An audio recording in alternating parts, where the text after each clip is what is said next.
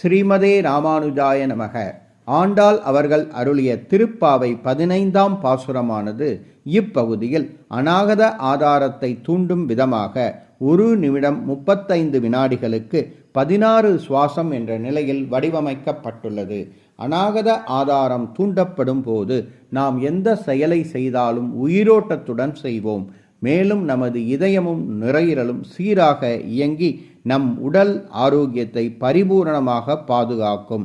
இந்த உண்மையை உணர்ந்த நாம் இந்த பாசுரத்தை இதே முறையில் பாராயணம் செய்து நம் உடல் ஆரோக்கியத்தையும் பாதுகாத்து எல்லாம் வல்ல ரங்கமன்னார் மற்றும் ஆண்டாள் அவர்களின் பரிபூரண அருளை பெறுவோமாக. எல்லே இலங்கிலியே இன்னம் உறங்குதியோ செல்லண்டலையேன் மின் நங்கை மீர் போதற்கின்றேன்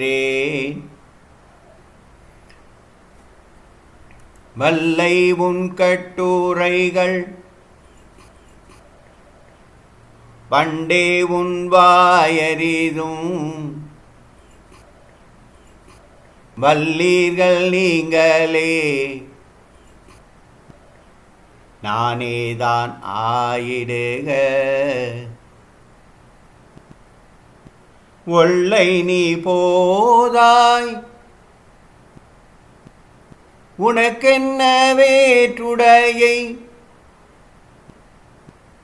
எல்லோரும் போந்தாரோ போந்தார் போந்தென்னிக்குள் வல்லானை கொன்றானை மாற்றாரை மாற்றளிக்க வல்லானை மாயனை பாடேலோர் எம்பாவாய்.